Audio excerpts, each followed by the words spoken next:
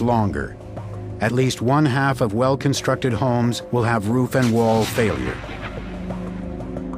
All windows will blow out. Airborne debris will be widespread. Persons, pets, and livestock exposed to the winds will face certain death if struck. By this point on Sunday morning, most people have either fled New Orleans or are in the process of doing so. But tens of thousands of people, many in the lowest lying and poorest parts of the city, are not leaving. They scramble to grab last-minute supplies. We've got oil, we've got water, we've got food. Pray for us. Pray for all of New Orleans. They'll tell you, well, I lived here through Betsy or Camille or one of the previous hurricanes. There have been all kinds of hurricanes that have come through. None of them could truly devastate the area. With a police force of only 1,600, the mayor does not send his officers out to enforce the mandatory evacuation. It's not just a question of manpower. There is also a traditional bias against forcing people out of their own homes. Still, officers do use their powers of persuasion. I went as far as telling people, I said, well, just do me a favor. Make life easy on us. Take a permanent marker, write your Social Security number along one arm and one leg. So when we find your body, we can check the Social Security records and find out who you are. That we don't have to try and fingerprint a decomposed body. Mayor Nagin dispatches regional transit buses to pick up residents at 12 locations around the city and ferry them here to the Superdome. Come with enough food, perishable items to last for 3 to 5 days. Come with blankets, with pillows, no weapons, no alcohol, no drugs. You know, this is like the governor said, yeah, you're going on a camping trip. According to Amtrak, the city declines an offer to put hundreds of evacuees on the last passenger train leaving the city. The predictions about Katrina are so ominous that National Hurricane Center Director Max Mayfield not only briefs FEMA Director Michael Brown and Homeland Security Chief Michael Chertoff, but also President Bush. Louisiana State Representative Arthur Morell and his wife, Cynthia, a New Orleans City Councilwoman, argue about whether to evacuate. He and my son did not want to leave. They were going to ride out the hurricane. And I said, oh, no. Jazz trumpeter Kermit Ruffins has already boarded up his house. Now he and his fiancée consider whether to hit the road. Normally I would stay home, you know, and board up my windows, light a few candles and relax for a day or two. But my fiancée said, Kermit, we better get out of here. Elsewhere, people stand on street corners, holding a few spare possessions, bags of clothes or pillows. It's 91 degrees and humid as they wait for buses to take them to the Superdome. The process takes hours. When they arrive, they find a shelter with security, medical facilities, food, and water. Between them, FEMA and the Louisiana National Guard have trucked in tens of thousands of liters of water and MREs, or meals ready to eat, the standard military ration. By nightfall, nearly 10,000 people take shelter here. I think the people in here are pretty happy to be inside. Indeed, I'm very grateful for this Superdome, because without it, I don't know where we would have went. By now, FEMA has mapped out 11 storage sites in and around the hurricane zone. They have stockpiled supplies, more than 2.5 million liters of water, more than 1.3 million MREs, and 17 million pounds of ice. 6 p.m., curfew time in New Orleans. The French Quarter is empty. It's warm, quiet, and calm. The news reports tonight all say the same thing. Katrina is barreling across the Gulf of Mexico at Cat 5 strength, the highest ranking. In the world of weather, this is the weapon of mass destruction. This is pretty much the hurricane that we always talk about. If it should stay on that current trajectory, just east of downtown New Orleans, that's bad. They avoid the direct hit from the south, but look, on the east side, that's the worst flooding scenario. Next is FEMA. 9:30 p.m. Louisiana and FEMA officials hold one more conference call before Katrina strikes. The tone of the call is professional, matter of fact. But it seems the state and FEMA are still pinning down some basic details. FEMA ESS6 here.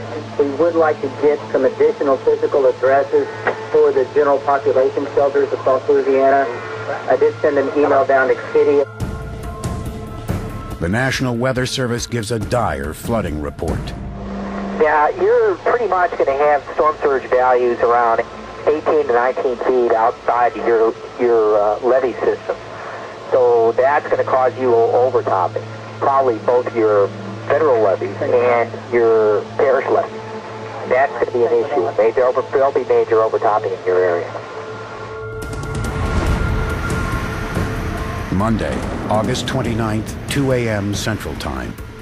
Katrina starts to lose energy as she nears land and hits shallow water. She weakens to a Category 4 or possibly a 3. Her leading edge is now lashing at towns along the coast of Louisiana and Mississippi. Her winds roar through dark neighborhoods. At least 1 million people have moved out of harm's way. But along the Gulf Coast, many people are riding out the storm in century-old homes, scattered shelters, and the Superdome. This is where they will stay. Katrina is here. Time has run out. Monday, August 29th, 2005. The nightmare is real. The brutal assault of Katrina begins. 4 a.m. Central Time. Katrina's monstrous winds push a storm surge of 14 to 17 feet toward the Louisiana coast. 5:02 a.m. Parts of New Orleans lose electricity. The Superdome goes dark. The structure has backup generators, but they run only reduced lighting. About 10,000 people here inside the dome listen as the air conditioning system shudders to a halt. Most of the evacuees remain calm. Everybody nice. They fed us, and we just waiting till we ride the storm out. 6:10 a.m. Katrina storms ashore in Plaquemines Parish, Louisiana, 60 miles southeast of New Orleans. Our account of how the hurricane now decimates the city is based on the first comprehensive analysis of the events by the Louisiana State University Hurricane Center. First, the gargantuan storm surge pushes up the Mississippi River.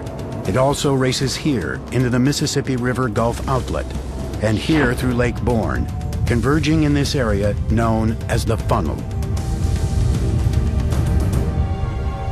In New Orleans, the winds are furious. A few hundred feet from the Superdome, two brothers, both police SWAT team members, Dwayne and Daryl Sherman, have spent the night sleeping in their trucks. We just left the doors open. We're sleeping on my brother on the back seat of his truck, me on the back seat of mine. And when we heard the wind picking up, it actually sounded like somebody beating on the steel doors. Doug Kiesling, a professional storm chaser, sets up his camera and starts recording. I just had like Cat 3 or Cat 4 winds going through these buildings here, just ripping off stuff.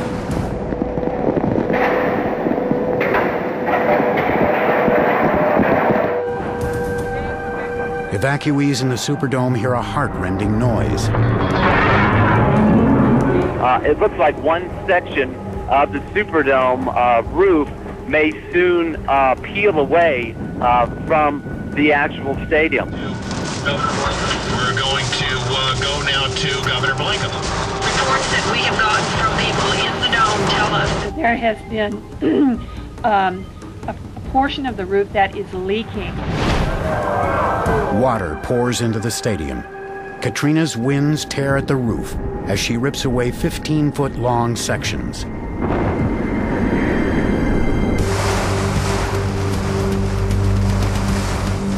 On the streets, a man struggles to stand in the blinding rains and relentless winds.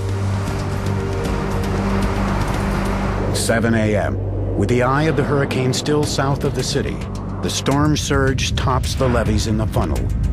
St. Bernard Parish begins to flood on both sides of the Intracoastal Waterway. So does the lower 9th Ward in New Orleans. Here, all along the Industrial Canal, Katrina's floodwaters now overtop the levees. Water starts cascading into the city, flowing from the canal both east and west. 7:30 a.m. We'll now go to our parish reports. Please give us your status. It's the first chance for local, state, and FEMA officials to report to each other on Katrina's assault. Power down in the city. 911 down. The phone systems are all down, so we're talking on cell. We're extensive flooding in the east. Okay in the Superdome. Can everyone verify the water in the 9th Ward, Industrial Canal? We've got major tidal surge coming up that intercoastal waterway in the East New Orleans. And we're also getting some pushback coming up the canal. Inside the Superdome, terrified evacuees are still watching as Katrina continues to tear away at the roof. Right over the 50-yard line, a big chunk of the roof tore off. Came by suddenly, all of a sudden, it scared everybody, scared me. I didn't know it was going to scare me. Suddenly, bam, unexpectedly. Again, look at it, again. At that point, nobody knew if the building was going to hold. 7:45 a.m. By now in the lower 9th Ward, the storm surge has begun to erode the earthen levees. Along the eastern side of the Industrial Canal, the levees now suffer an explosive break. The lower 9th Ward and New Orleans East flood rapidly. The flood waters reach to 12 feet above sea level, completely submerging many homes. The flooding in East New Orleans accelerates as the storm surge begins to overtop the levees on Lake Pontchartrain. The city is going under. At this moment, storm chaser Doug Kiesling is driving through downtown New Orleans. He meets a man who knows more about the flood consuming the city than the reporters on the scene. How you doing, man? I had to leave out of my house, man. I don't know whether that water's coming over that levee or what. The last I heard, it's not. So you haven't heard about that water coming over that levee from the lake? No, check it out. Because the water started rising so high in my 2-story apartment, I had to get out. Back on the conference call in Baton Rouge, the emergency director for St. Bernard Parish asks the state official Jeff Smith for emergency supplies. I also need that water in MREs as soon as possible. We've got those requests as well, and as soon as we can work them, we'll be getting them to you.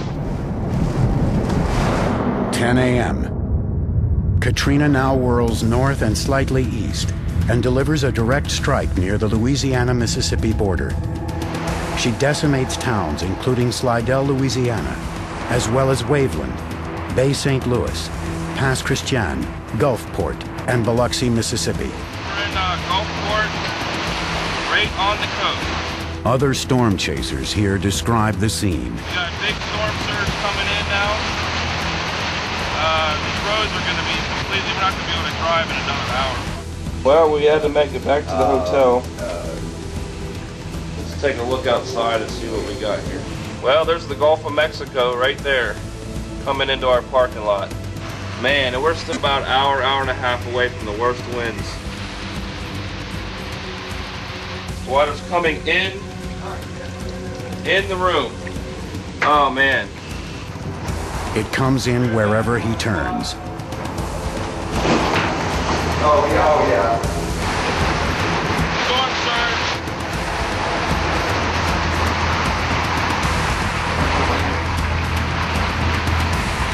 These men help an elderly woman escape the rapidly rising water. Well, we're in the lobby here of our hotel. We're completely underwater. This first floor here, there's chairs floating by. The enormous surge lifts up this car and rams it into the lobby doors.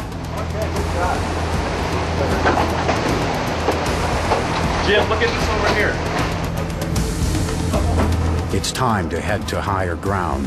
We're currently on the second floor. The surge chases people up the stairs. I think the eye is very close.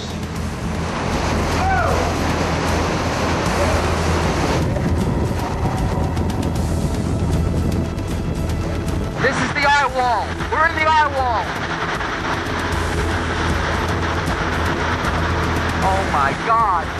That's the storm surge coming in. Look at the storm surge coming in. The mayor of Gulfport, Mississippi, Brent Warr, is at his mother's house. On his two-way radio, he monitors police dispatch. And you can hear the anguish in their voice. And all I could do is sit there and listen to it, you know, hour after hour. And then finally the lady said, you know, they were swimming for it. And I don't know whether they...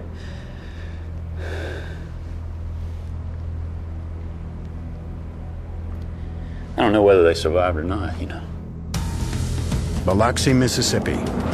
Mayor A.J. Holloway is in City Hall with his family. He watches Katrina's merciless assault on his city. And then we look down towards the beach, and all of a sudden we see these big waves coming.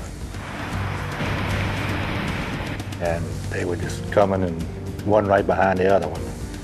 And then we started seeing debris washing up. We started seeing parts of buildings, and I could recognize the buildings. I knew where they were. I knew what they looked like. Then we see furniture floating all around. And Oh, there goes the house! The house is floating away! then we started seeing cars floating by. And of course, tin off the buildings and shingles, just sort of like the Wizard of Oz, you know. Heading further east, Katrina swallows Mobile, Alabama, submerging some parts of the city in as much as 10 feet of water. Back in New Orleans, Katrina is keeping her worst nightmare for last, as her winds push the storm surge against the levees on Lake Pontchartrain. And yet, at the very moment that New Orleans is drowning, journalists here are unaware of the catastrophe unfolding elsewhere in the city. Unwittingly, their live reports give the rest of the country a false sense of comfort. They dodged the bullet, but they still got a sound bruising. New Orleans, Monday, August 29th, 10 a.m. The Jackson Barracks, downriver from the French Quarter. Katrina's floodwaters surround 337 National Guard troops. It was 14, 15 feet high in the armory in just in less than an hour. You could physically just sit there and watch it inch by inch going up the walls of the armory. You could hear pieces of the roof ripping off, glass breaking. We have huge brick walls around our armory, and you know, as the water came up with the hurricane, you could just see them toppling. In homes across the city, the water forces people to move to higher floors. Angela Green and Chris Erskine are in their home in the Mid-City neighborhood. We were in a single-story duplex, you know. I mean, it came up to our steps probably within the first hour, and then probably came up further into the house within the next 2 hours. I had to axe through into our neighbors. Draw a wall. Right, and then get whatever perishables we could because ours were running out. And then we had to swim about 40 feet and get into another neighbor's house to get upstairs to the second floor. If the waters rose high enough in your home, the potential is you drowned in your attic if you couldn't break your way out. Baton Rouge. FEMA Director Michael Brown contacts Homeland Security Chief Michael Chertoff in Washington. Brown wants 1,000 temporary relief workers moved into the hurricane zone within 48 hours. FEMA has about 3,000 employees. Because it's not a first responder, it doesn't have ambulances, fire trucks, or helicopters of its own. The agency relies on state workers, the National Guard, private contractors, the U.S. military, and other federal agencies. Brown orders emergency workers to wait until federal, state, and local officials establish a unified